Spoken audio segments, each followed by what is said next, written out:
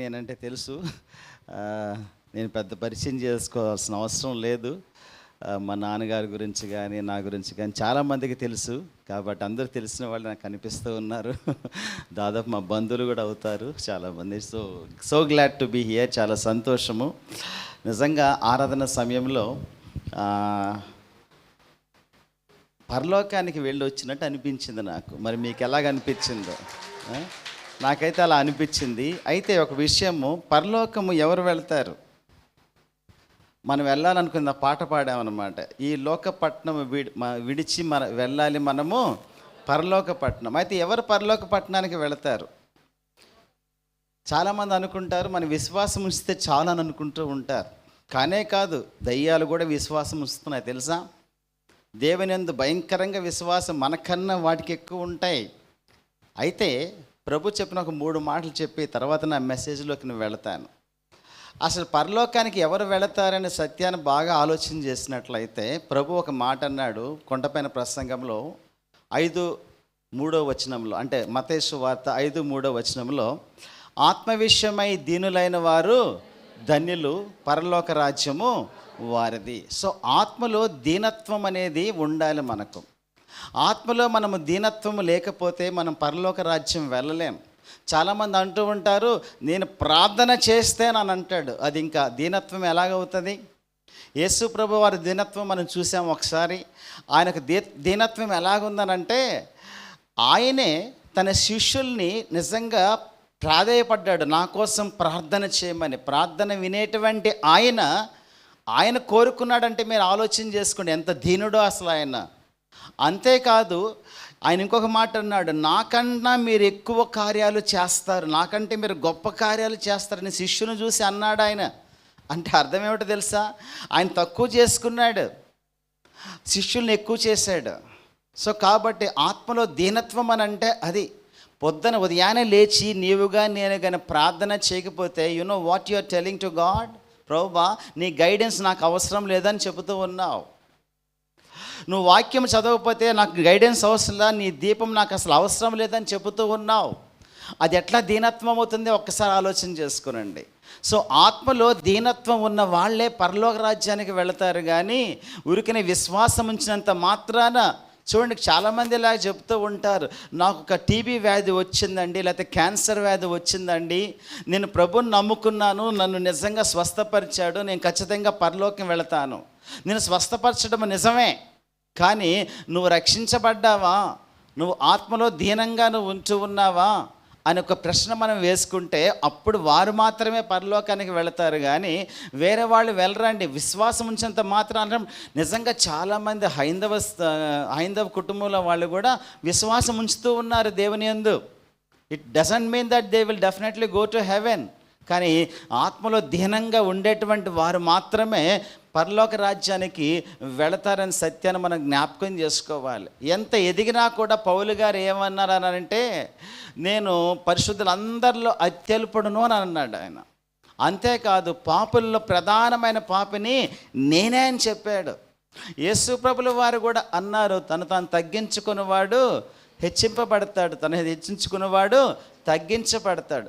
ఆత్మలో దీనత్వం ఎంత ఎదిగిన ఏ ఒక్క విశ్వాసి అయినా, ఒక మంచి దైవజనుడైనా సరే ఒదిగి ఉంటాడు, ప్రభువు పైన ప్రతి నిత్యం ఆధారపడుతూ ఉంటాడు. చూడండి, మోషేని చాలామంది మరి ఎంత క్రిటిసైజ్ చేసినా, ఎన్ని మాటలు మాట్లాడినా ఆయన ప్రభు వైపే చూసుకుంటూ వెళ్ళాడు, ప్రభువుకే చెప్పుకుంటూ వచ్చాడు ప్రతిదీ కూడా. అదే దీనత్వం. మీ జీవితంలో, నా జీవితంలో ఈ దీనత్వము లేకపోతే పక్కా 100% పరలోక రాజ్యానికి వెళ్ళమని సత్యాన్ని మనం జ్ఞాపకం చేసుకోవాలి. సెకండ్లీ, ప్రభు ఇంకొక మాట అన్నాడు. అదే మత్తయి సువార్త 5:20 వచనంలో, శాస్త్రుల నీతి కంటేను పరిసయ్యుల నీతి కంటేను మీ నీతి అధికము కాని ఎడల మీరు పరలోక రాజ్యంలో ప్రవేశింపరని నిశ్చయంగా చెప్పుచూ ఉన్నానని అన్నాడు. అంటే అర్థం ఏమిటి? పరిసయ్యుల శాస్త్రుల యొక్క నీతి ఏమిటి? అసలు బాహ్య సంబంధమైన నీతి. కాబట్టి దేవుడు క్లారిటీ ఇచ్చాడు. ఇదిగో మీరు విని ఉన్నారు కదా, వ్యభిచరింపవద్దని మీరు విని ఉన్నారు కదా, నేను మీతో చెప్పినది ఏమనగా, ఒక స్త్రీని మోహపు చూపు చూస్తేనే వ్యభిచారం అన్నాడు. సో మన నీతి అంతరంగికమైన నీతి అన్నమాట. బాహ్య సంబంధమైన విధంగా చాలామంది చక్కగా కనిపిస్తూ ఉంటారు, కానీ అంతరంగంలో వాళ్ళ ఆలోచన విధానము కావచ్చు, వాళ్ళ యొక్క మాటల తీరు కావచ్చు, ఇవన్నీ కూడా ప్రభు పరిశీలిస్తున్నాడన్న సంగతి మనం జ్ఞాపకము చేసుకొని, వారి నీతి కన్నా కూడా మన నీతి అధికము కాకపోతే ఎట్టి పరిస్థితుల్లో కూడా మనం పరలోకానికి వెళ్ళమని సత్యాన్ని మనం జ్ఞాపకం చేసుకుంటూ ఉండాలి. ప్రియ సోదరి సోదరుడా, ఈ సంఘానికి నేను చెప్పవలసిన ఇదేంటంటే అసలు వర్తమానం వేరే ఉంది, కానీ ఈ యొక్క పరలోక రాజ్యం గురించి ఉన్నప్పుడు నిజంగా నేను పరలోకానికి వెళ్ళి అటు వచ్చినట్టు నాకు అనిపించింది. కాబట్టి నాకు ఒక ఆలోచన వచ్చింది, అసలు who will go to heaven, ఎవరు పరలోకానికి వెళతారు అనే ఒక సత్యాన్ని ఒకసారి జస్ట్ మీకు టూకీగా చెప్పి తర్వాత నా అంశానికి వెళ్దామని నేను ఆలోచిస్తూ ఉన్నాను. మూడవదిగా మనం చూసినట్లయితే మత్తయి సువార్త 7:21 ప్రకారము ప్రభువా ప్రభువా అని పిలిచి ప్రతివాడున పరలోక రాజ్యం ప్రవేశింపడగాని పరలోకమందున నా తండ్రి చిత్త ప్రకారం చేయవాడే ప్రవేశించునని అన్నాడు. అంటే ప్రతిరోజు కూడా దేవుని యొక్క చిత్తాన్ని మనం చేసేటువంటి వారంగా ఉండాలి. యేసు ప్రభుల వారి యొక్క జీవితంలో ఎర్లీ మార్నింగ్ ఎందుకు లేచి వెళ్ళిపోయి ఏకాంతంగా వెళ్ళిపోయి తండ్రితో ఎందుకు మాట్లాడుతున్నాడో తెలుసా?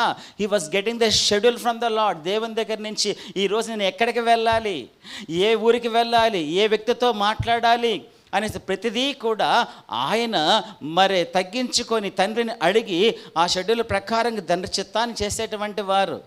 చాలాసార్లు అన్నారు, అయ్యా నీ మాటలు పరలోక సంబంధమైనగా ఉంటూ ఉన్నాయి, చాలా విషయాలు మేము అర్థం చేసుకోగలుగుతున్నాము అని అంటే ఆయన, ఈ మాటలు నావి కాదు, నా తండ్రి నాతో ఏం చెప్పమన్నాడో అవే నేను మీకు చెబుతూ ఉన్నాను అని చెబుతూ ఉన్నాడు. కాబట్టి నా తండ్రి చేసిన క్రియలను నేను చేస్తూ ఉన్నానని అన్నాడు. కాబట్టి everyday he was able to get the orders from God. ప్రార్థనా జీవితం అని అంటే దేవునికి మనం ఆర్డర్స్ జారీ చేయడం కాదు, గెటింగ్ ఆర్డర్స్ ఫ్రమ్ గాడ్. ప్రతిరోజు కూడా దేవునికి చిత్తాన్ని తెలుసుకొని దాని ప్రకారంగా చేసేటువంటి వారముగా ఉండాలి. చాలామంది నిజంగా మరి కిచెన్లోకి వెళ్ళినప్పుడు ఏం చేద్దాం కూర అనుకునేసి వెంటనే వాళ్ళు ఫ్రిడ్జ్లు ఓపెన్ ఇది ఉంది ఇది చేద్దాం అంటారు. That is not the way. ప్రతిరోజు కూడా ప్రభు యొక్క చిత్తాన్ని నువ్వు తెలుసుకోవాలి. Maybe you are a homemaker, even then you need to ask the Lord. ప్రభుని అడిగి ఏమి చెయ్యాలి, ఏ రీతిగా వెళ్ళాలి అనేసి మనం అర్థం చేసుకొని దాని ప్రకారంగా వెళ్ళాలి. నేను పనిచేసే దినాలలో అసలు ఒకసారి మా ఆఫీసర్ మా జిఎం ఏం చెప్పాడనంటే, ఈ పని చేసి పెట్టాను అన్నాడు. నా వర్క్ స్టార్ట్ అయ్యి 7 గంటలకు అవుతుంది అన్నమాట. అప్పుడు ఈ పని చేసేసానంటే నాకు ఎప్పుడు ఏంటంటే ప్రతిరోజు కూడా దేవుని యొక్క సన్నిధిలో ప్రభుకి నా వర్క్ కూడా చెప్పి ఇది నేను చేయబోతున్నాను ప్రభు అని అంటే, ప్రభు ఆ రోజు అన్నాడు, you don't do that work, మొట్టమొదటి ఈ పని చేసి దాని తర్వాత అది చూసుకొని అన్నాడు. ప్రభు బాస్ ఇది చేయమన్నాడు ప్రభు అని అంటే, నో నేను చెప్తున్నాను కదా అని అన్నాడు. సరే వెంటనే వెళ్ళిపోయి ఒక పని చేశాను. 7 గంటలకు వస్తే ఆయన వచ్చేస్తాడు, కాబట్టి 6 గంటలకే వెళ్ళిపోయి ప్రభువు నాకు చెప్పిన పనిని నేను చేసేసుకుని 7 గంటలకు అది స్టార్ట్ చేయబోతున్నాను. మా జీఎం పరిగెత్తుకుంటూ వచ్చేసి, తిరుపాల్ అది చెయ్యొద్దు, ఈ పని చేసి పెట్టాన్నాడు. ఆ పని అయిపోయింది సార్ అన్నాను. ఎప్పుడైపోయింది అని అంటే 1 గంట ముందు చేశాను. ఎవరు చెప్పారు అంటే నాకు అనిపించింది సార్ చేశాను. Wow, wonderful man. నిజంగా ఆయన ఏం చెప్పాడు తెలుసు తర్వాత, ఇదిగో నువ్వు నాకు ఇంకేం పని చేయొద్దు, నా కోసం ప్రార్థన చేయి, నువ్వు బైబిల్ చదువుకుంటూ ఉండు. నిజం చెప్తున్నాను, నేను బైబిల్ చదువుకుని ఆయన కోసం ప్రార్థన చేసుకోవడానికి నా జీతం ఎంత తెలుసు అప్పుడు? 10 లక్షల నెలకి. అలాంటి దేవుడు మన దేవుడు. ఆయన ప్రతిరోజు కూడా దేవుని యొక్క చిత్తాన్ని తెలుసుకొని మనం వ్యవహరించేటువంటి వారంగా, without doing the will of God I challenge anybody, you cannot go to heaven. పరలోకానికి వెళ్ళాం కాబట్టి ప్రతిరోజు ప్రార్థన అవసరమై ఉంటూ ఉన్నది. ఎవ్రీడే యూ నీడ్ టు అసలు బౌ చేసి దేవుని దగ్గర సన్నిధిలో, ప్రభువా నీ చిత్తం ఏమిటి, ఊరినే మనం చెప్పడం కాదు, పరలోకమందు నీ చిత్తం నెరవేర్చినట్లు భూమి ఎందును నెరవేరును గాక అంత కాదు అక్కడ. అందుకని ఈ లోకంలో నేనున్నాను ప్రభువా, నన్ను ఏమి చేయమంటావు అని అడగాలి. Report for duty, don't question God. Don't give instructions to God, in fact get instructions from God. దేవుని రోజు నుంచి ప్రతిరోజు కూడా నీవు పొందాలన్నమాట. దేవుని దీవెన పొందడమే కాదు ఇంపార్టెంట్, దేవుని దగ్గర నుంచి ఓన్లీ ఆశీర్వాదం పొందడమే కాదు ఇంపార్టెంట్.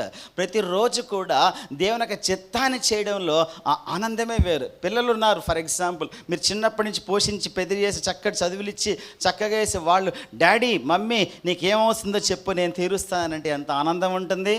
ద సేమ్ వే దేవుళ్ళు మనం పోషించి పెంచి పెద్ద చేసి చక్కటి వాతావరణం ఇచ్చి చక్కటి యొక్క హౌస్ కావచ్చు ఫ్యామిలీ కావచ్చు అన్నీ ఇచ్చి లాస్ట్కి నువ్వు ఇంకా పొందుతూ ఉంటే ఆ కొడుకు వల్ల ఏం లాభం చెప్పండి మీకు. అయితే ప్రభువా నా కోరిక నువ్వు నెరవేర్చావు, నా యొక్క ఆశ నువ్వు తీర్చావు, ఇప్పుడు ప్రభు నా టైం వచ్చింది, let me fulfil the desires of your heart అనే ఒక స్థాయికి మన ఆత్మీయమైన జీవితం. అదే దేవుని యొక్క చిత్తాన్ని కంప్లీట్గా ప్రతిరోజు చేయడం అనేది. ఇలాగ ఎవరు చేసుకుంటూ వెళతారో వాళ్ళు మాత్రమే నిజంగా పరలోక రాజ్యానికి వెళతారు. అంతేగాని జస్ట్ విశ్వాసం ఉంచినంత మాత్రాన వెళ్ళరు. ఈవెన్ దయ్యాలు కూడా విశ్వాసం ఉంచుతున్నాయి మనకన్నా. ఇంకా మనం వనకట్లేదు, అవైతే నమ్మి కూడా వణుకుతూ ఉన్నాయనేసి మనకు యాకోబు పత్రికలో మనకు బాగా తెలిసిన విషయమే. కాబట్టి ప్రియ సంగమా, జ్ఞాపకం చేసుకోనండి, భ్రమలో జీవించకండి. Let us really act on the word of God. దేవుని యొక్క వాక్య ప్రకారం మనం జీవిద్దాం. దేవుని యొక్క వాక్యం లోతులోకి మనం వెళ్ళి చక్కగా ప్రతిదీ మనం అర్థం చేసుకున్నటువంటి వారంగా ఉండ. ఎవరో చెప్పారు లేకపోతే యూట్యూబ్ మెసేజ్లో వాటిలో కాదు, వాట్ ద బైబిల్ టీచర్స్. దేవుని యొక్క వాక్యం మనకేం చెప్తుందో మనకేం బోధిస్తుందని మనమే స్వతహాగా మనం భోజనం తయారు చేసుకోవాలి. ఎవరో తయారు చేసిన భోజనమే కాదు ఇంపార్టెంట్, మనం తయారు చేసుకుంటే చక్కగా దేవుడు మనతో మాట్లాడేటువంటి దేవుడు. ఆయన తండ్రి కాబట్టి ప్రతి ఒక్క కుమారుడు కుమార్తెతో మాట్లాడడానికి ఇష్టపడేటువంటి దేవుడు అనే సత్యాన్ని మనము జ్ఞాపకం చేసుకునేటువంటి వారంగా ఉండాలి. ఎందుకో ఈ మాటలు చెప్పాలని నాకు అనిపించింది. ఎందుకనంటే ఆ పాట పాడుచూ ఉన్నప్పుడు really I went and touch the feet of Jesus. అలా టచ్ చేసి అలా వచ్చిన ఒక అనుభవంలోకి నిజంగా నీకు ఆరాధనను తీసుకొని వెళ్ళింది. కాబట్టి థ్యాంక్స్ ఫర్ ఎంటైర్ టీమ్. నిజంగా you are doing a wonderful job. Keep it up. God really bless you and richly encourage you in every other areas of your life. అయితే నా యొక్క మెయిన్ ప్రసంగం ఏంటనంటే వాట్ ఈస్ అబౌట్ లైఫ్. జీవితం అని అంటే ఏమిటి అని అంటే రకరకాలుగా చెప్తూ ఉంటారు. ఒకవేళ యవ్వనస్తులను అడిగామనుకోండి, they will say life is to enjoy అని అంటారు. మరికొందరు వృద్ధాప్యం ఉన్న వారిని అడిగామనుకో లైఫ్ ఈజ్ ఎ జర్నీ అని చెప్తూ ఉంటారు. రకరకాల మీనింగ్స్ చెప్తూ ఉంటారు. అయితే కొన్ని యొక్క మాటలు మీ ముందు ఉంచేసి తర్వాత నేను వెళతాను. చూడండి, ఆది కాండంలో మనం చూస్తే 47వ అధ్యాయము 9వ వచనం తీసిన వారు ఎవరైనా చదువుతారా? యాకోబు నేను యాత్ర చేసిన సంవత్సరములు 130 నేను జీవించిన సంవత్సరములు కొంచెముగాను చాలు. సో యాత్ర చేసిన దినములు అని అన్నాడు. So life is a journey అని బైబిల్ చాలా కరెక్ట్గా చెబుతూ ఉంటుంది. ప్రయాణము లేకపోతే మన జీవితం అనేది ఒక ప్రయాణము. ఇంకొక మాట కూడా చూస్తే దావీదు రాజు కూడా ఈ రీతిగా అంటాడు. 39వ కీర్తన 12వ వచనంలో, అది కూడా చదవండి తీసిన వారు.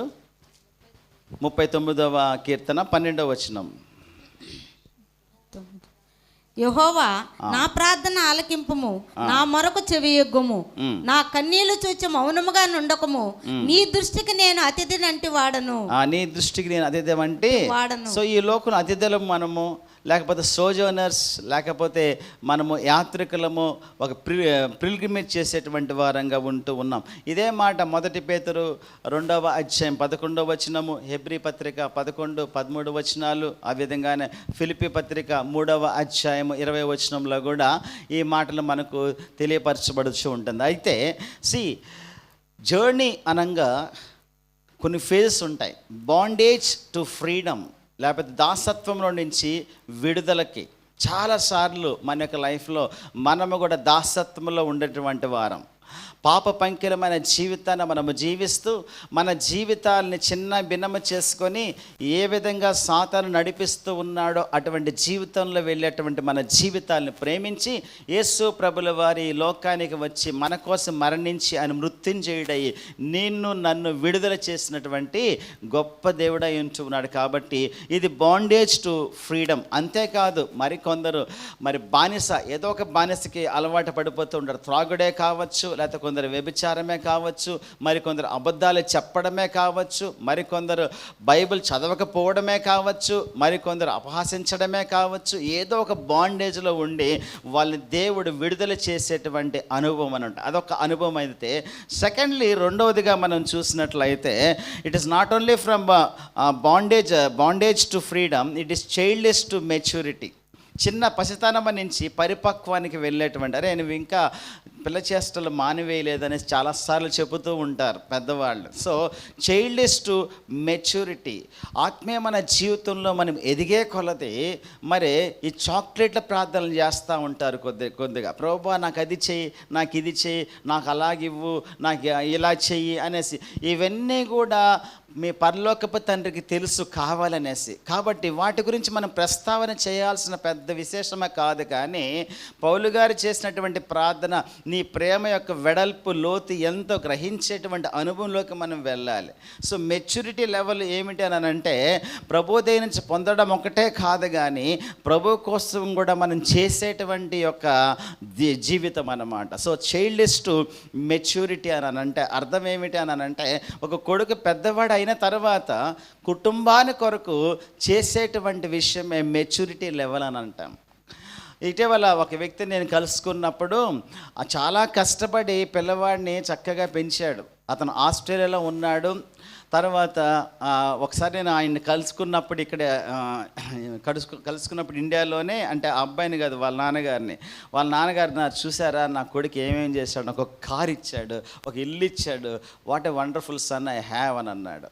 చాలా ఆనందం అనిపించింది. అప్పుడు నాకు అనిపించింది, నేను నా తండ్రి కుమారుడినే, మరి నేనేం చేశాను నా ప్రభువుకి అని ఒక థాట్ నాకు వచ్చింది. వెంటనే ఆయన దగ్గర నుంచి వెళ్ళిపోయి ఇంటికి వెళ్ళి మోకాళ్ళని వెక్కి ఏడ్చాను. ప్రభువా ఇదిగో నాకు ఎంతో చేసావు, ఇప్పుడు ఎంత ఆనందపడ్డారు, అలాగే నా యందు నువ్వు ఆనందపడట్లేదేమో అనిపిస్తూ ఉంది. Come on, give me your thoughts, నీ యొక్క డిజైర్స్ నాకు చెప్పు అని అన్నప్పుడు ప్రభు నాకు నిజంగా మరి నాకు చాలా మంచి నా జీవితము చాలా చిన్నప్పటి నుంచి చాలా లోయ అనుభవంలోకి వెళ్ళాను. కదా చాలామందికి తెలుసు, కొన్నిసార్లు కూటికి లేని పరిస్థితి కూడా ఉండేది నా యొక్క లైఫ్లో. అయితే దేవుడు నన్ను అంచెలంచెలుగా దీవించి విదేశాలకు తీసుకొని వెళ్ళి చక్కటి లైఫ్ని ఇచ్చాడు ఆయన. చక్కటి లైఫ్ని ఇచ్చిన తర్వాత నేను అడిగిన ప్రశ్నకి ఆయన అన్నాడు, బ్యాంక్ బ్యాలెన్స్ ఎంత ఉందని అన్నాడు. అప్పట్లో నాకు ₹1,00,00,000 ఉండింది బ్యాంక్ బ్యాలెన్స్లో. అలా ఉన్నప్పుడు అవి ఎంత నాకు ఇచ్చేస్తావా అని అడిగాడు.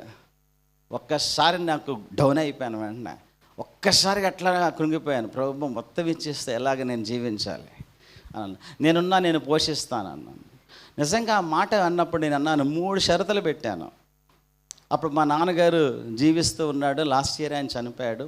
నేను చెప్పాను, 3 కన్విన్స్ చేయాలి ప్రభు. ఒకటి మా తండ్రిని కన్విన్స్ చేయాలి, నెక్స్ట్ నా ఫ్యామిలీ మెంబర్స్ని మా భార్యని కన్విన్స్ చేయాలి, 3వదిగా నా పిల్లలు 2 ఉన్నారు వాళ్ళని కూడా కన్విన్స్ చేయాలి అనేసి గో అని అన్నాడు. అంతే. వెళ్ళి ఫస్ట్ కాల్ మా నాన్నకి ఫోన్ చేశాను. అరే ప్రభు అడుగుతూ ఉంటే ఇవ్వడానికి ఏమైంది నీకు అని అన్నాడు. తర్వాత మా వైఫ్ని కూర్చొని మా భోజనం చేసేటప్పుడు అడిగినప్పుడు తను అన్నారు, ఆయనకి ఇచ్చేటువంటి భాగ్యం మనకు నిజంగా ఉందంటారా అని అన్నారు తను.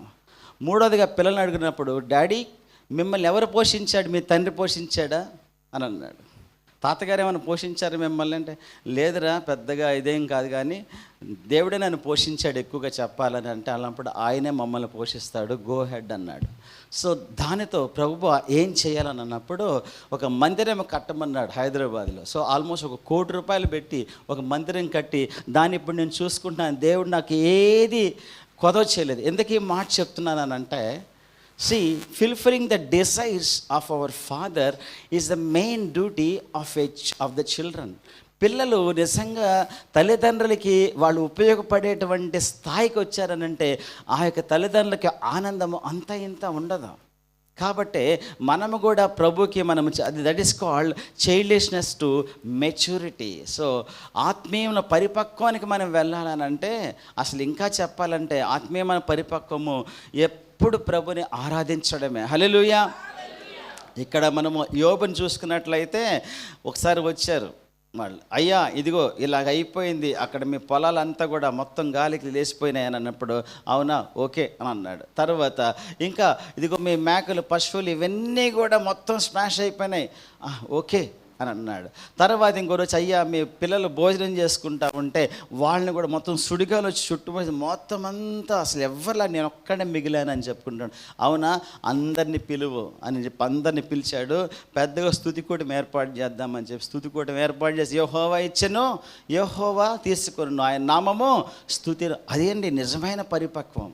మన యొక్క జీవితంలో ప్రభువుని ఎల్లప్పుడూ మనం ఆరాధించేటువంటి అనుభవంలో ఉన్న వాళ్ళే నిజంగా పరిపక్వానికి ఆరాధించేటువంటి వారే ప్రభుని అడుగుతారు, ప్రభువా వాట్ మస్ట్ ఐ డూ, నేనేం చేయాలి, ఎంతగా ప్రభు ఆనందాన్ని ఇస్తూ ఉన్నావు, ఇంత తృప్తిని నా జీవితంలో నువ్వు ఇస్తూ ఉన్నావు, మరి నేనేం చేయమంటావు అనేసి అడిగినప్పుడు ప్రభు నీకు ఒక పని ఇస్తాడు. ఆ పని నువ్వు చేసినప్పుడే చక్కగా అని అంటావు, యేసు ప్రభులాగా భూమి మీద నీవు నాకు ఇచ్చిన పని నేను తుదముట్టించుతని అని చెప్తావు.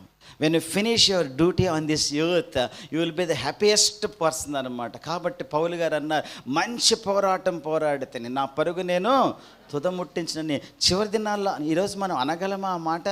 ప్రభు ఇందాక మరణాత అంటూ ఉన్నాం, బాగానే ఉంది, కానీ నువ్వు నిజంగా సిద్ధపడి ఉంటూ ఉన్నావు? అసలు ప్రభు వస్తే నువ్వు అకౌంట్స్ ఇవ్వడానికి నిజంగా నువ్వు రెడీగా ఉంటూ ఉన్నావా?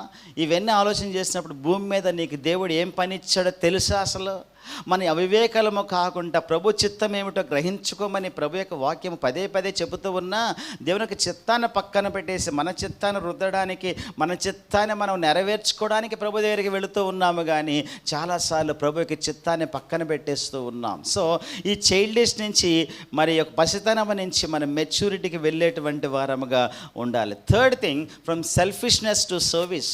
మూడవది ఏమిటి అని అంటే స్వార్థం నుంచి సేవలోకి. చాలాసార్లు మనము ప్రభు దగ్గరికి స్వార్థంతోనే వస్తాం. ఈవెన్ నేను కూడా నా యొక్క నిజంగా మరి ఫ్యామిలీ స్టేటస్ బాగా ఉండాలి. ఇంట్లో ఒక మా ఆఫీసర్ ఇంటికి ఒకసారి వస్తే కుర్చీ కూడా లేదనమాట వేయడానికి, మంచం మీద కూర్చొని పెట్టాను. అటువంటి పరిస్థితి ఉన్నది అనుకునేటువంటి నేను ఎందుకు ప్రభు దగ్గరికి నిజంగా వచ్చానంటే, ఏడ్చి ప్రార్థన చేసి అడవుల్లోకి వెళ్ళి ప్రార్థన చేసేవాడిని సేరుకోటలో ఉన్నప్పుడు. ఎందుకో తెలుసా? ప్రభువా మా పేదరికాన్ని తీసివేసి చక్కటి లైఫ్ నాకు ఇవ్వనన్నాడు అని చాలాసార్లు ప్రార్థన చేశాను, ఎంతో ఏడ్చి ప్రార్థన చేశాను.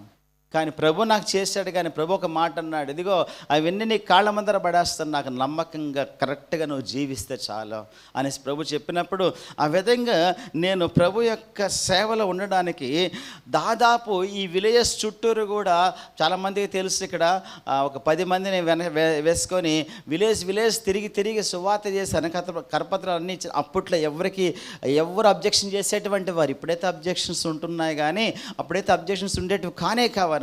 కాబట్టి ఆ రీతిగా దేవుని యొక్క సేవలో కొనసాగడానికి దేవుడు నాకు ఛాన్స్ ఇచ్చాడు. కానీ నేను నేర్చుకుంది ఏంటనంటే, దేవుని దగ్గరికి మనం ఒక సెల్ఫిష్ మోటివ్లో కాదు, కానీ సర్వీస్ మోటివ్లోనే వెళ్ళేటువంటి వారంగా ఉండాలి. ప్రభువుకి సేవ చేసేటువంటి ఒక దృక్పథం మనకు ఉండాలి, కానీ ప్రభు నుంచి ఎప్పుడు ఆశించడం అనేదే కాదు. ఆశించడం మంచిదే ప్రభు దగ్గర, కానీ అది ఇస్తాడు, ఆయన చేస్తాడు, కానీ అదే లైఫ్ ఉంటే ఎట్లా? అది లైఫ్ నేర్చుకోవడం కాదనమాట. సెల్ఫిష్నెస్ నుంచి, స్వార్థం నుంచి దేవుని యొక్క సేవలోకి మనం వెళ్ళేటువంటి వారముగా ఉండాలి. And then fourthly, from glory to glory, మహిమ నుండి మహిమకు వెళ్ళేటువంటి అనుభవం అన్నమాట. మోషేను మనం చూసినట్లయితే మహిమ నుండి మహిమకు వెళ్ళుకుంటూ వెళ్ళాడు తన యొక్క జర్నీ అంతా కూడా. ఒకసారి అన్నాడు, ప్రభువా ఇదిగో నేను చూడాలన్న. ఏంటి మోషే, ప్రతిరోజు నేను నీతో మాట్లాడుతూ ఉన్నా, అసలు నీకు 10 ఆజ్ఞలు నీకే కదా ఇచ్చాను, ఇన్ని నమూనాలు, ఇన్ని కట్టడలు, ఇన్ని నియమాలు, ఎలాగ చెయ్యాలి, ఇవన్నీ కూడా ప్రతిరోజు నీతో మాట్లాడుతూ ఉంటే నువ్వు ఇంకా ఏంటి నన్ను చూడాలని అంటున్నావు? లేదు, నేను నిన్ను చూడాల్సిందే. సో గ్లోరీ నుంచి మహిమను స్టార్ట్ చేసి మహిమకి వెళ్ళాలని ఆశపడ్డాడు అనమాట. అయితే అన్నాడు ప్రభు, నువ్వు నన్ను చూడలేవు, అయితే నా వీపు భాగాన్ని మీకు చూపిస్తానని చెప్పేసి ఆ బండ సందుల నుంచి చూపించినట్లుగా మనం చూస్తూ ఉన్నాం. అయితే ఆయన ఒక విష్ ఎప్పుడు పరిపూర్ణమైందని అంటే ఆయన ఆ యొక్క రూపాంతర కొండ అనుభవంలో యేసు ప్రభుల వారితో పాటు ఆయన మోషే రూపాంతర కొండలో అడుగుపెట్టాడు. అది కానాను దేశము. అక్కడ అడుగుపెట్టాడు ఆయన ఆత్మలో క్రీస్తు ద్వారా అడుగుపెట్టారు. యాక్చువల్గా మనం చూసినట్లయితే మోషే యొక్క జీవితాన్ని ఆయన ఎందుకు కానాను దేశంలో అడుగు పెట్టలేదని చాలామంది అనుకుంటూ ఉంటారు. మరి అంత పెద్ద తప్పు అది ఆ బండతో నిజంగా మాట్లాడమంటే మరొకసారి కొట్టాడనేసి. నిజమే, ఒక్కసారి దేవునితో దేవుడు సిలువ వేయబడ్డాలి, రెండోసారి ఆయన అడిగితే జీవజలాన్ని మనకి ఇచ్చేటువంటి దేవుడు ఆయన. కాబట్టి రెండోసారి కూడా ఆయన మరలా కూడా బాహాటంగా సిలువ వేసేటువంటి ఒక పిక్చర్ రిప్రజెంటేషన్ చేస్తున్నాడు. కాబట్టే దేవుడు అతన్ని ఆ యొక్క కానాను దేశం అడగని పెట్టకుండా ఆపేశాడనేసి చాలామంది అనుకుంటూ ఉంటారు. అయితే అసలు దానిలో ఉన్న అంతరార్థం ఏమిటి అని అంటే, యేసు ప్రభులు వారు ఈ లోకానికి వచ్చి మరణించారు. అసలు ఎట్లా మనం రక్షించబడింది ఎలాగ చెప్పండి? కృప ద్వారానే మనము రక్షించబడ్డాం. సో ధర్మశాస్త్రము ద్వారా మనము పరమకాణాన్ని మనం చేరలేము. యోహాను సువార్త 1:17 ప్రకారం మనం చూస్తే మోసెస్ బ్రాట్ ద లార్డ్, ధర్మశాస్త్రము మోషే ద్వారా మనకు అనుగ్రహింపబడింది, కృపయు సత్యములు యేసుక్రీస్తు ద్వారా వచ్చింది. So Moses represents the law. కాబట్టి law will never take you to heaven, it can only point you to haven.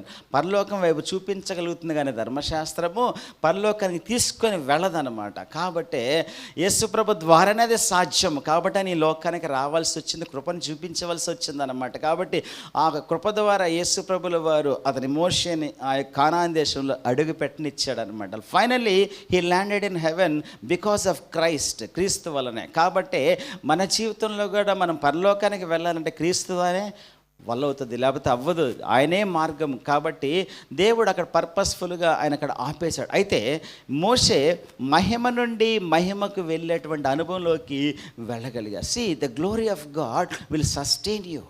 నిన్ను నిజంగా దేవుని యొక్క మహిమ నిన్ను కాపాడుకుంటూ వస్తుంది, నిన్ను ఎంకరేజ్ చేసుకుంటూ వెళ్తుంది. మోషేని అడగండి, మోషే ఎలాగ నీవు దేవుని యొక్క సేవ చేయగలవు? ఇంతమందిని ఎలా భరించావు? వాళ్ళు నీకు వ్యతిరేకమయ్యారు, నిన్ను రోజు దూషిస్తూ ఉన్నారు, ఈవెన్ రాళ్లతో కూడా కొట్టి చంపాలనుకున్నారు నిన్ను. ఇటువంటి అనుభవంలో నువ్వు ఎలా నిలబడగలిగావు అని అంటే, ప్రియ విశ్వాస ఒకటి జ్ఞాపకం చేసుకో. నువ్వు ఎప్పుడైతే దేవుని యొక్క మహిమను చూస్తావో, నీ ఎటువంటి పరిస్థితిలో ఉన్నప్పటికీ కూడా నువ్వు సస్టైన్ అవ్వగలవు, నువ్వు ఉండగలవు, నువ్వు భరించగలవు, సహించగలవు. సహించేటువంటి కృపను ఆయనే ఇస్తాడనమాట. చూడండి, పౌలు గారి యొక్క జీవితంలో అయ్యా ఇది తీసివేసేస్తే ఆయన ముమ్మార్లు వేడుకున్నప్పటికీ కూడా ఆయన తీసేవేయలేదన్నమాట. ఏమిచ్చాడు ఆయన?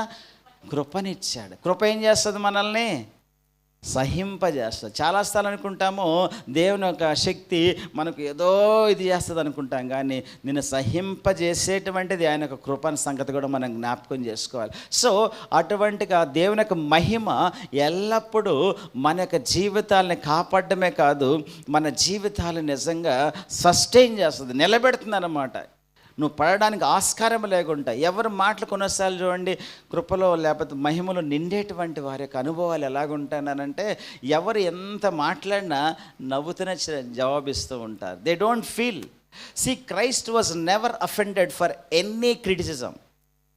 ఈనాడు ఆత్మీయమైన జీవితంలో ఎదిగేటువంటి వారు, మహిమలో ఎదిగేటువంటి వారు ఎలాగుంటారనంటే, మనం చేస్తున్న పనిని ఎవరైనా క్రిటిసైజ్ చేస్తున్నా కూడా వాళ్ళు సీరియస్గా తీసుకోరు, అటు వదిలిపేసుకొని వెళ్ళిపోదు. ఎందుకంటే because the glory of God is residing in them. So Moshe యొక్క జీవితంలో కూడా మహిమ నుండి మహిమకు వెళుచు ఉన్నాడు కాబట్టి ఆయన సస్టైన్ అవ్వగలిగాడు. కాబట్టి ఈరోజు మనము కూడా ఇంకా ఈ లెవెల్లో కూడా మహిమ నుండి మహిమకు వెళ్ళేటువంటి అనుభవంలో మన ప్రయాణాలు ఉండేటువంటి, నేను చెప్పేది బస్ ప్రయాణాలు కాదు, మనకి జీవిత ప్రయాణము మహిమ నుండి మహిమకు వెళ్ళేటువంటి అనుభవంలో ఉండాలి. అప్పుడే చక్కగా మనము జీవితాన్ని అర్థం చేసుకొని ముందుకు మనము సాగిపోగలం. కాబట్టి లైఫ్ గురించి నేర్చుకోవడం అనేది, ఈ లైఫ్ అనేది జర్నీ గురించి నేర్చుకోవడం అనేది లైఫ్ అని మనం భావించేటువంటి వారం కూడా. మన జీవితంలో ఏం జరిగినప్పటికీ కూడా అకార్డింగ్ టు రోమన్స్ 8:28, రోమా 8:28 ప్రకారం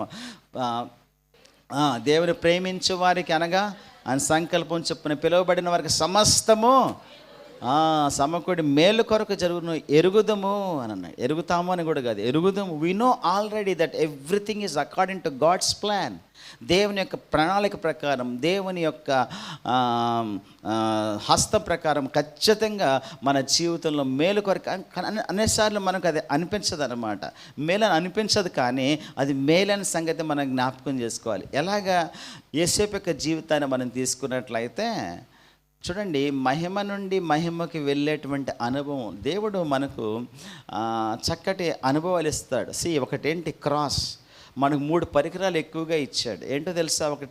ఒకటేమో క్రాస్, సిలువ, నేను ఖాళీ చేస్తుంది. రెండవది యోక్ లేకపోతే కాడి, అది మనల్ని ఏం చేస్తుంది? ఎక్విప్ చేస్తుంది. తర్వాత మూడవది సర్వాంగ కవచం, మనకు ప్రొటెక్ట్ చేస్తుంది. ఈ 3 పరికరాలు దేవుడు మనకి ఇచ్చాడు. How the cross acts in our life, మా క్రాస్ ఏ విధంగా మన జీవితంలో నడిపిస్తుందో చెప్తాను. యోసేపు యొక్క లైఫ్ ఎక్సలెంట్. దానికి ఎట్లానంటే, హ్యాపీగా తండ్రి యొక్క సన్నిధిలో మంచిగా బాగున్నాడు. ఒక చొక్కా గుట్టించాడు ఆయనకి కదా, మంచిగా రంగురంగుల చొక్కా. అంటే అర్థం ఏమిటో తెలుసా? రంగురంగుల చొక్కా గుర్తించాడనంటే అధికారం ఎవరికైతే ఎక్కువ ఇస్తారో వాళ్ళ ఇంట్లో వాళ్ళకి అటువంటి చొక్కాలు వేస్తే, యూదుల ఆచారం ప్రకారం. కాబట్టి వీళ్ళందరినీ పిలిచేవాడు. ఎవరు? యాకోబు. వేరే మంది రూబేన్ అలాగలా పిలిచాడు. ఇతనైతే అయితే బంగారం అని పిలుస్తాను చూస్తారా, లేకపోతే మంచి పేరుతో అలాగా చక్కగా ఇతన్ని ఆదరించేటువంటి వాడు. కాబట్టి ప్రభు అనుకుంటూ ఉన్నాడు, ఈ క్రాస్ అనుభవం లేకపోతే ఇతను మహిమ నుండి మహిమకు వెళ్ళలేడు. కాబట్టి ఏం చేశాడు? తండ్రి యొక్క ప్రేమనే కట్ చేశాడు. నిదానంగా క్రాస్ ఎప్పుడు కూడా సిలువను దానికోసమే క్యారీ చేయమంటాడు. తన సిలువను ఎత్తుకుని నడిపించేవాడే నాకు పాత్రుడు అని అంటాడు. ఎవడన్నా నన్ను వెంబడింపగోరినడలా తను ఉపేక్షించుకొని తన సిలువను ఎత్తుకొని నన్ను వెంబడించవలన. ఇది చాలా అనుభవపూర్వకంగా తెలుసుకోగలి. ఇది అంతేగాని ఊరిన మాట చదివినంత మాత్రం సరిపోదు, కానీ మన నిజ జీవితంలో we to experience the cross in our real life. కాబట్టే పౌలు గారు అంటారు, నేను క్రీస్తుతో కూడా సిలువబడి వేయబడి ఉన్నాను, ఇక నువ్వు జీవించేవాడను నేను కాదని అన్నాడు. అంటే ఈ యొక్క సిలువను మేము ఏంటన్నానంటే, it will try to really empty you, నిన్ను ఖాళీ చేస్తుంది. సో తండ్రి ప్రేమను ఖాళీ చేసి నిజమైన ప్రేమ ఆయనను చూపిస్తూ ఉంటుంది. తర్వాత యొక్క అన్నల ప్రేమ యొక్క కూడా కోల్పోయాడు. తర్వాత మనం చూసుకున్నట్లయితే పొతెఫర్ ఇంటికి వెళ్ళాడు. అక్కడ సమృద్ధిగా చక్కటి లైఫ్ ఆయన జీవిస్తూ వెళ్ళాడు. కానీ అది కూడా దేవుడు కట్ చేసుకుంటూ వచ్చాడు. ఎట్లా కట్ చేశాడు? తనకున్న రెప్యుటేషన్ మొత్తం పోయింది. ఎంత పరిశుద్ధుడిగా జీవించాలనుకున్నాడో అందరూ, అమ్మో యోసేపు ఇలాంటి వాడా, అనుకోలేదే ఇలా చేస్తాడని చెప్పేసి జైలుకు కూడా వెళ్ళాడనంటే చూడండి, మీరు ఆలోచన చేసుకోండి. సో జైల్లో కూడా అసలు మరి వాళ్ళిద్దరికి కూడా పరిచర్య చేసి, ఒకరికేమో జాబు వస్తుందని చెప్పాడు, ఇంకోరేమో చనిపోతాడని చెప్పాడు. ఆ విధంగానే జరిగింది. అప్పుడు అంటాడు, అయ్యా నన్ను జ్ఞాపకం చేసుకుంటే, అతను కూడా జ్ఞాపకం చేసుకోలేదు. అండ్ ఫైనలీ ఈ క్రాస్ ఏం చేస్తుంటే, వన్ లాస్ట్ డే తలుపు కొట్టారు. అతను, ఎవరెక్కడ యోసేపు? నేనే సార్ అన్నాడు. సర్రని తీసుకొని వెళ్ళాడు, స్నానం చేయించాడు, మంచి బట్టలు. ఏంటనంటే ఏం చెప్పట్లేదు, రాజు ముందు నిలబెట్టేశాడు. అదో కళము ఇట్లా ఉంది కాబట్టి ఈ కళ అనుభవం చెప్పమన్నాడు. ఇవన్నీ మీకు తెలిసిన విషయమే. వెంటనే ఆ రోజున మనం చూస్తే ఆయన ఏం చేశాడు, ఇదిగో నేను పేరుకి మాత్రమే ఫరోని, అసలైన ఫరోవి నువ్వే అనేసి ఎంత మహింపరిచాడు చూసావా. Cross will always lead you to wonderful victory అనే సంగతి మనం జ్ఞాపకం చేసుకోవాలి. సిలువ లేకపోతే మనకు విలువ ఉండదు.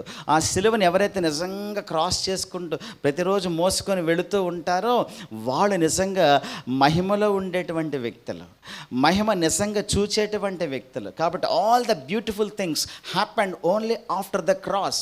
సిలువ అయిపోయిన తర్వాతనే నిత్య జీవము కావచ్చు, సమృద్ధి అనే జీవితము కావచ్చు, నీకు శాంతి, సమాధానం, ఇవన్నీ etcetera all the things, beautiful things happened only after the cross. కాబట్టి నేను నా జీవితంలో అది ఏ సమయమైనా కావచ్చు, ఏ ఇబ్బంది అన్నా కావచ్చు, లేకపోతే ఒక లోటు పాటలే కావచ్చు, ఏ బలహీనతను కావచ్చు. ఇంకో విషయం చెప్పమంటారు, మీ బలహీనతే మీకు గొప్ప స్ట్రెంగ్త్ అన్నమాట.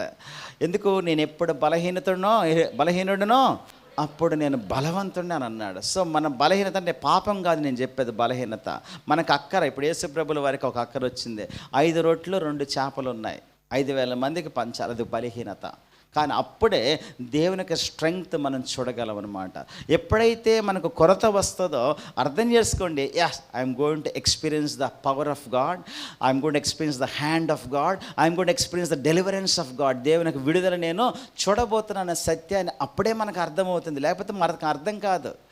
ఎందుకు వాళ్ళకి నిజంగా ఆహారం లేకుండా చేశాడు, మన్నానే పంపించాడు, అనిచ్చి కుదిలించి ఆయన పైన ఆధారపడతారనేసే ఆయనకు హస్తము చూపించడానికే. కాబట్టి మనం ఆల్వేస్ ఎప్పుడు కూడా మహిమలో వెళ్ళేటువంటి వాళ్ళు ఈ క్రాస్ని ఎప్పుడు మనం క్యారీ చేసుకుంటూ వెళ్ళేటువంటి వారముగా ఉండాలి.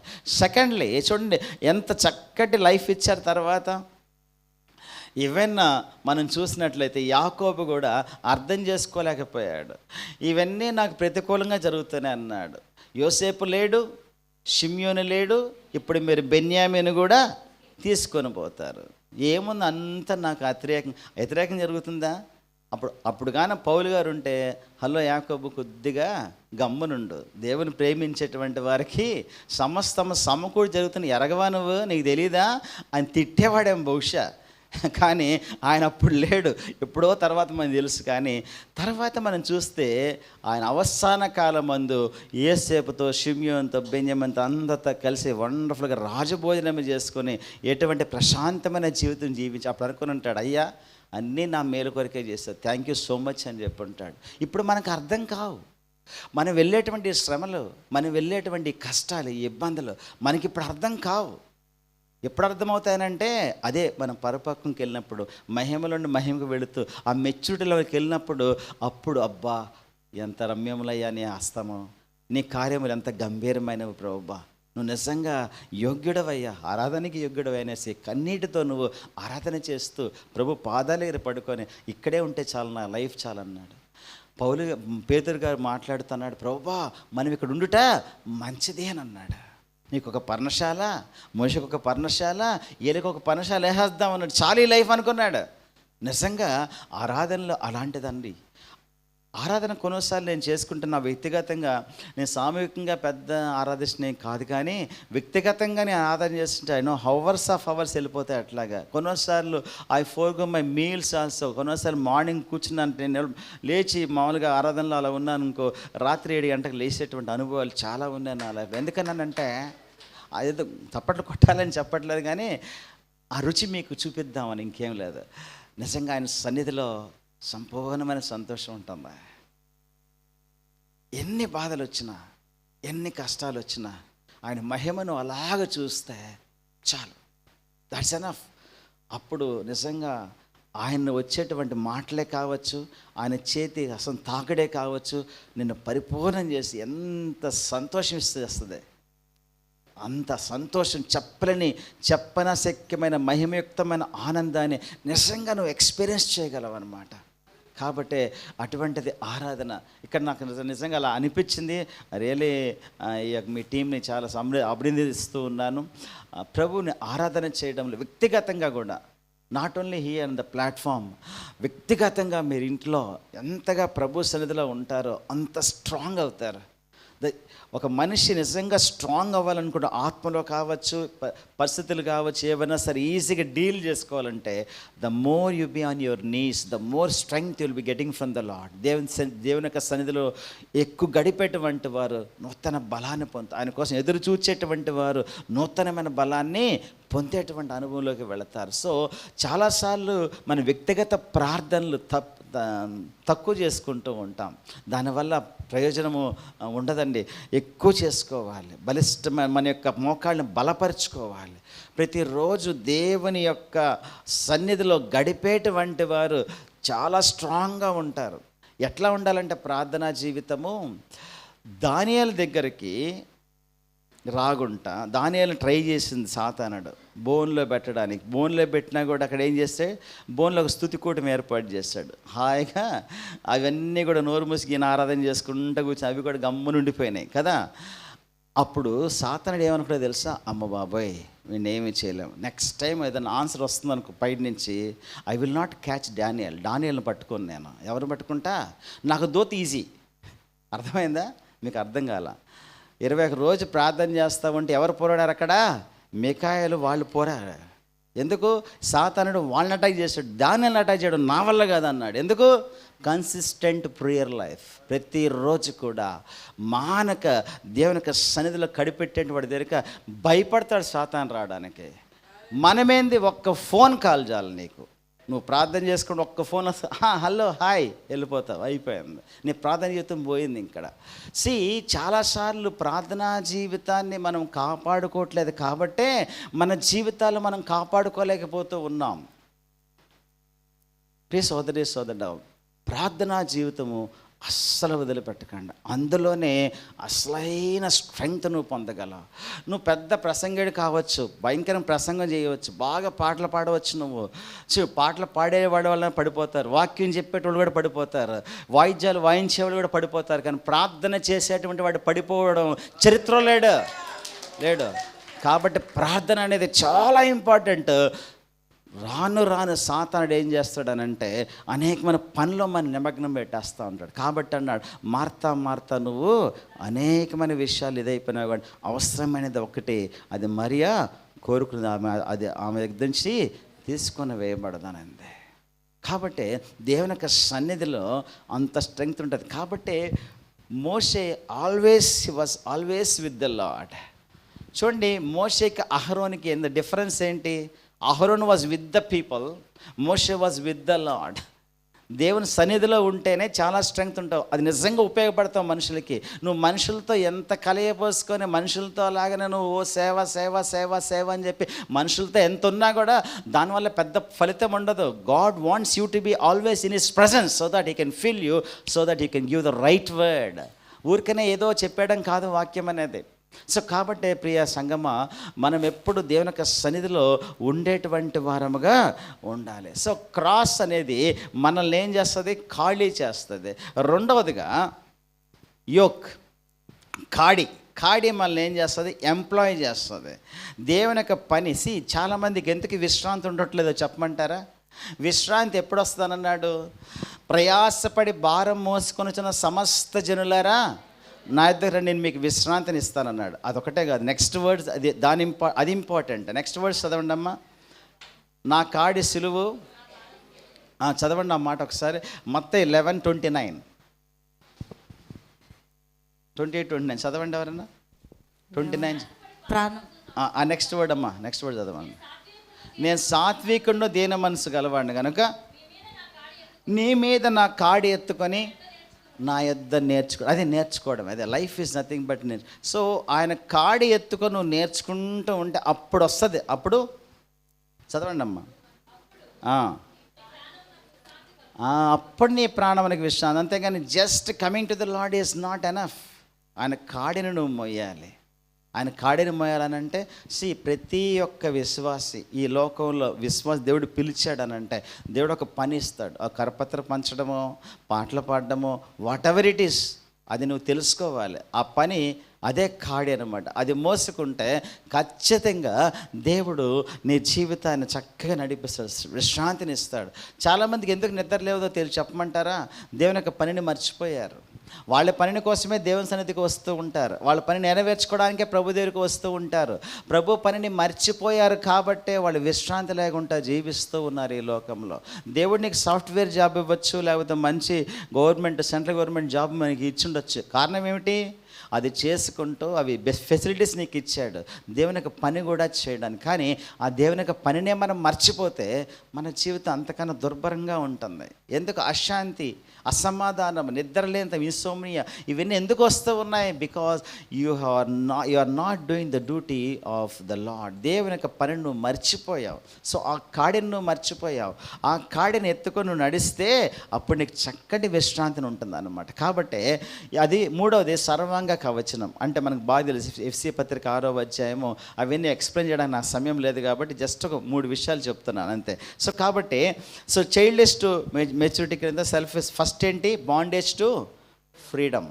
సెకండ్లీ రెండవది చైల్డ్లెస్ టు మెచ్యూరిటీ అంటే పసితనం నుంచి పరిపక్వంలోకి. మూడవది సెల్ఫిష్నెస్ స్వార్థం నుంచి సేవలోకి. నాలుగవది మహిమ నుండి మహిమలోకి వెళ్ళేటువంటి అనుభవం. ఈ యొక్క ఇజ్రాయెల్ ప్రజలు ఇవన్నీకి అతీతంగా వీళ్ళు ఎప్పుడు చూసినా సరే దేవుడు వాళ్ళని ఒక్క రాత్రి బయటికి తీసుకొచ్చేసాడు.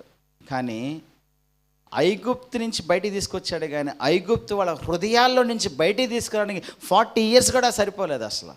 They never got out of the Egypt in their hearts, from there hearts. వాళ్ళ హృదయంలో నుంచి ఐగుప్తుని తీసుకువేసుకోలేకపోయారు. ఎక్కడికి వెళ్ళినా సరే ఏమన్నారు వాళ్ళు? అదిగో అక్కడ మాకు చక్కగా లేదా, అక్కడ సమాధులు లేవా, లేకపోతే అక్కడ మేము మంచిగా కొండలపైన కూర్చొని చక్కగా మేము బాగా మాంసం తింటూ ఉంటే అటువంటి లైఫ్ని వదిలేస్తాం. ఇంకో దగ్గర ఏమన్నా తెలుసా? వాళ్ళు పాలు తేనెల దేశాన్ని వదిలిపెట్టి, అంటే ఐగుప్తు దేశం పాలు తేనెల దేశంగా వాళ్ళు వ్యవహరించారంటే ఆలోచన చేసుకోండి. ఈనాడు మనము కూడా అంతే కదూ. ఈ లోకము యొక్క తత్వాన్ని కావచ్చు, ఈ లోకం యొక్క పోకడ కావచ్చు, ఈ లోకానుసారమైన విశేషాలన్నీ కూడా కావచ్చు, లేకపోతే అటువంటి యొక్క రీతే ఆ స్టైలే కావచ్చు, దాన్ని విడిచిపెట్టలేకపోతున్నాం. దేవుని దగ్గరికి వచ్చామని చెబుతూనే ఉన్నాము కానీ but we're not able to leave ఆ యొక్క ఆశల డిజైర్స్ అనమాట. They always looked back to Egypt అనమాట.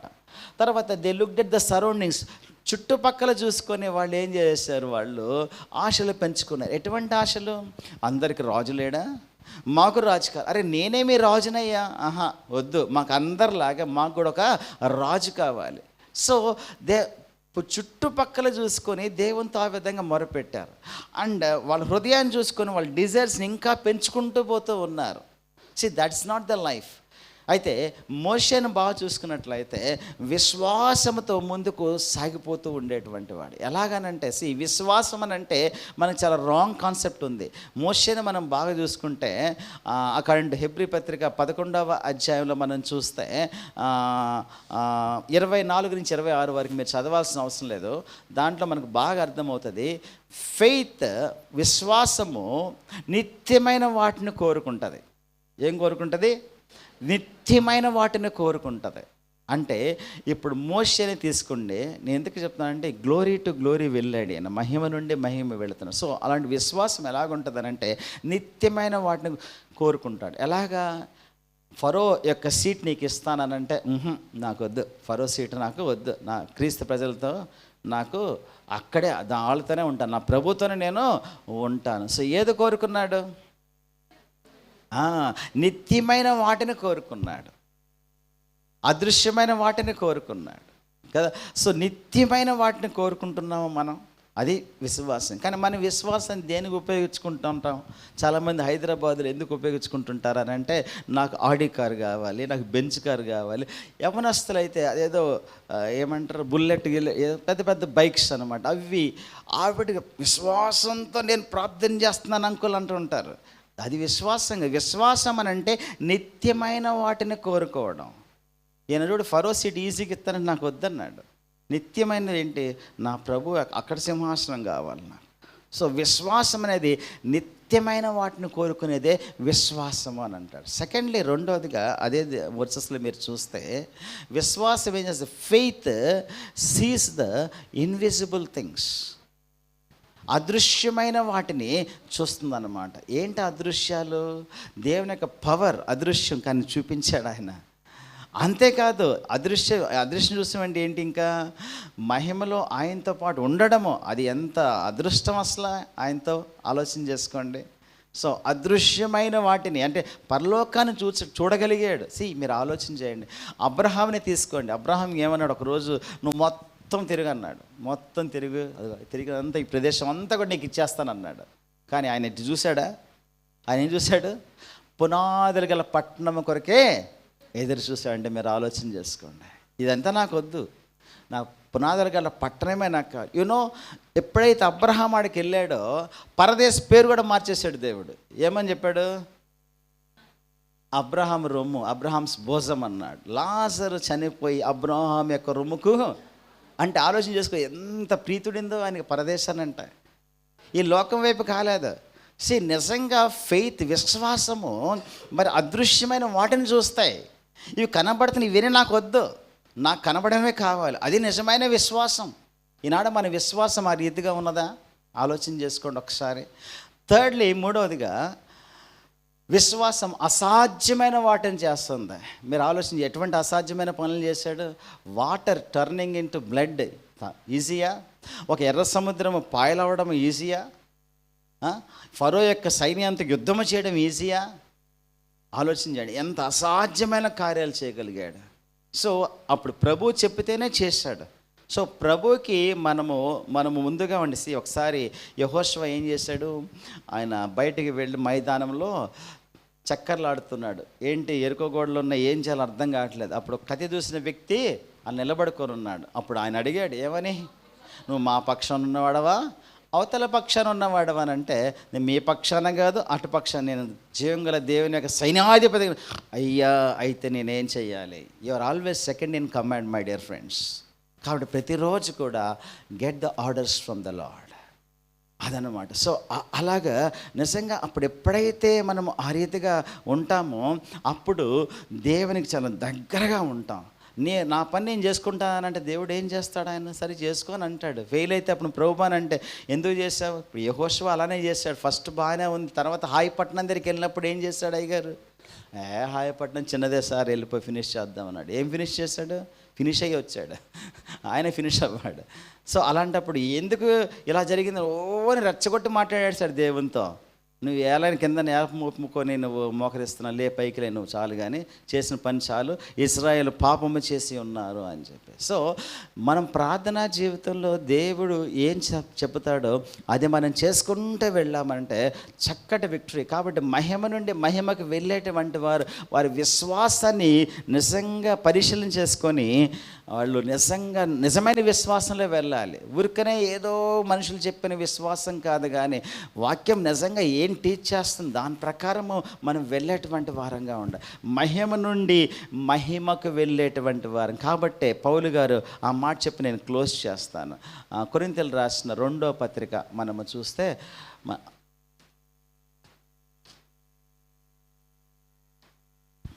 3వ అధ్యాయం 2వ పత్రిక 2 కొరింథియన్స్ 2 కొరింథియన్స్ చాప్టర్ 3 వర్స్ 18 18వ వచనం చదవండి. మనమందరమును ముసుకులేని ముసుకులేని ముఖముతో ప్రభు యొక్క మహిమను అద్దము వలె ప్రతిఫలింపచేయుచు మహిమ నుండి అధిక మహిమను పొందుచు ప్రభువు ఆత్మ చేత ఆ పోలికగానే మార్చబడుచున్నాము. సో మహిమ నుండి అధికమైన మహిమకు వెళ్ళేటువంటి దీంట్లో మనం ఉండాలి. సో బాండేజ్ టు ఫ్రీడమ్ అయిపోయింది, నెక్స్ట్ చైల్డ్లెస్ టు మెచ్యూరిటీ అయిపోయింది, సెల్ఫిష్ టు సర్వీస్ కూడా అయిపోయింది.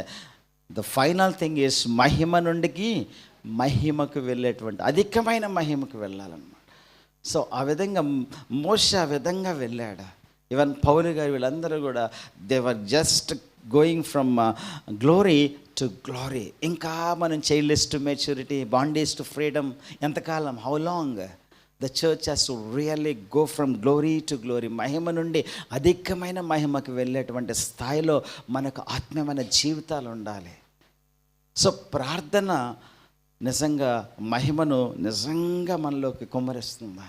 సో ఎక్కువ దేవుని యొక్క సన్నిధిలో మనం కనబడేటువంటి వారంగా, వ్యక్తిగతంగా ప్రార్థనలో చాలా ఎక్కువగా మనం గడిపేటువంటి వారంగా ఉండాలి. నిజంగా నాకు సమయం దొరికిందని అంటే నిజం చెప్తున్నాను, ప్రభు యొక్క సన్నిధి సమయం దొరికితే I would like to be always. కొన్నిసార్లు ప్రభుని అడిగాను, ప్రభు ఈ పరిచయం నాకు ఏది వద్దు, ఒక సముద్ర తీరాన్ని తీసుకెళ్ళిపో, ఒక చిన్న గుడిసె చాలు, ఆడ కూర్చొని ఎప్పుడు నేను సన్నిధిలో అలా ఉండిపోతాననేసి ఎన్నిసార్లు అడిగాను నేను ప్రభు. నిజంగా చెప్తున్నాను, ఎందుకంటే అన్నీ తీర్చిపోయినాయి. అప్పుడు మా ఆవిడ పిల్లలంట అన్నీ తీర్చిపోయినాయి డాడీ నీకు, కాబట్టి ఇప్పుడు ఆ కోరిక వస్తుంది నీకు అని అన్న. ఉండొచ్చు, కావచ్చు, కానీ my deepest desire to be always with him. ఆయనలో ఉండాలి. ఆయనలో ఉంటే చాలు. ఎంత ఆనందం ఉంటుందో తెలుసా? అసలు ఆ real happiness you can find only at the feet of Jesus. Problems, ఎంత ప్రాబ్లమ్స్, ఒకసారి ఒక ప్రాబ్లం ఎలాగొచ్చిందనంటే స్లాబ్ పడనేయకుండా అందరూ వ్యతిరేకించారు. పక్క జనము వీళ్ళ ఎక్సెట్రా, ఈవెన్ గవర్నమెంట్ వీళ్ళందరూ కూడా. అప్పుడు అందరూ అన్నారు ఇంక ఈ పాస్టర్ పని అయిపోయింది, ఈ స్లాబ్ పడదు, అయిపోయింది, అంత కష్టమే అని అనుకున్నారు. కానీ తర్వాత నేను ఏం చేశానంటే ప్రభు సన్నిధిలో గడపడం మొదలుపెట్టాను. ఆ సైట్కే వెళ్ళా, ఓన్లీ ఒక రూమ్లో అలాగే ఉండి ప్రభుని ప్రార్థన చేసుకుంటూ ప్రార్థన కూడా కాదు, ఆరాధన చేసుకుంటూ వెళ్ళిపోతూ ఉంటే నాయకులే వచ్చి నిలబడుకొని స్లాబ్ వేయించారు. నిజంగా ఎంత ఆనందం అనిపించిందో. There is really power in praise. నిజంగా ఆరాధనలో దేవుడు శక్తిని దించుతాడండి. పౌలుసేనులు ఏం చేశారు? ఆరాధన చేశారు, దిగిపోయాడు దేవుడు అక్కడ. నిన్న అది చూసే కళ్ళారా అలాగ ఆరాధన చేస్తూ ఉంటే దేవుడు నిజంగా తీసుకొచ్చి ఎంత చక్కటి, ఎప్పుడన్నా మీరు హైదరాబాద్కి వచ్చి నాకు ఫోన్ చేయండి, రండి, మా సంఘాన్ని కూడా చూద్దురు. సో ఎందుకు ఈ మాట చెప్తున్నా అంటే మహిమ నుండి అధికమైన మహిమకు మనం అందరం వెళ్ళేటువంటి స్థాయిలో మనం ఉండాలి. అటువంటి జీవితాలు దేవుడు మనకందరికీ దయచేయనుగాక. ఆమేన్.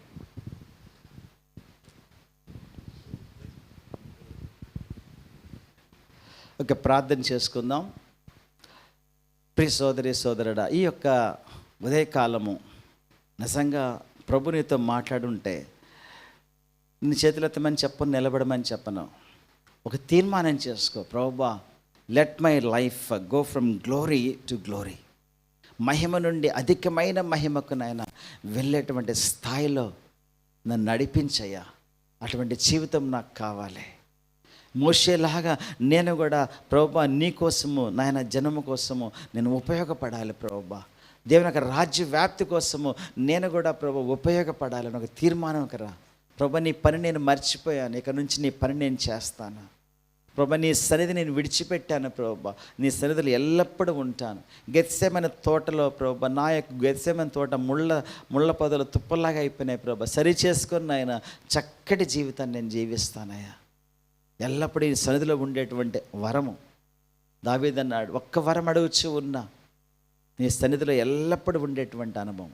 అయ్యా నాకు అటువంటి అనుభవం నాకు దయచేయ్యా అని నిజంగా తీర్మానం చేసుకో. దేవుడు నిజంగా నేను దీవించడానికి ఇష్టపడుచు ఉన్నాడు. దేవుడు మన మధ్య సంచారం చేస్తూ ఉన్నాడు. కాబట్టి ప్రభువు మనకు చక్కటి జీవితం ఇవ్వడానికి కోరుకుంటూ ఉన్నాడు. మహిమ నుండి అధికమైన మహిమ వెళ్ళేటువంటి స్థాయి నిజమైన స్థాయి, అది మనం గ్రహిద్దాం. ఆ రీతిగా మనము జీవిద్దాం. ప్రేమగల మా దేవ, కృపగల మా రక్షక, మీకు వందనాలు స్తోత్రాలు చెల్లించుకుంటూ ఉన్నాము తండ్రి. నాయనా యేసయ్య, ఈ యొక్క ఉదయకాలం మీరు మాతో మాట్లాడే విధానాన్ని బట్టి మేము స్తుతిస్తూ ఉన్నాం. దీవించండి, ఆశీర్వదించండి అయ్యా, బలపరచండి ప్రభువా. ఈ సంఘాన్ని ప్రభువా అంచెలంచెలుగా దీవించబడ్డాం, కృప చూపించండి. ఎవరైతే ఈరోజు తీర్మానం చేసుకుని ఉంటూ ఉన్నారో ప్రభువా, వారి తీర్మానాన్ని మీరు స్థిరపరచండి. మీ కృపను వారికి తోడుగా ఉండి మీ మహిమతో నింపి అధికమైన మహిమలోకి వాళ్ళ ప్రయాణమయ్యేటువంటి స్థాయికి వారిని తీసుకొని వెళ్ళవలసిందిగా వేడుకుంటూ ఉన్నాం. మీ కృపను వారిపైన కుమ్మరించండి. మీ ఆత్మ అభిషేకం వారిపైన ఉంచండి ప్రభువా. ఎవరికి ఏ అక్కరున్నదో మీరు ఎరిగి ఉంటున్నారు. ప్రతి అక్కను కూడా మీరు తీర్చవలసిందిగా వేడుకుంటూ ప్రభువా యేసయ్య. నాయన మరి ప్రభువా ఈ యొక్క సంఘాన్ని నడుపుతున్న ప్రభువా మధువారి ఫ్యామిలీని బట్టి కూడా మీకు వందనాలు. వారిని కూడా దీవించి ఆస్వాదించి ఇక ముందుకు కూడా ప్రభువా చక్కగా నడిపించబడడానికి నాయన మహిమ నుండి అధికమైన మహిమలోకి సంఘాన్ని కూడా తీసుకెళ్లేటువంటి స్థాయికి తీసుకుని వెళ్ళవలసిన వేడుకుంటూ సమస్తమైన మహిమ ఘనత మీకే ఆరోపిస్తూ యేసుక్రీస్తు దివ్యమైన నామములో అడిగి వేడుచు ఉన్నాము తండ్రి. ఆమేన్.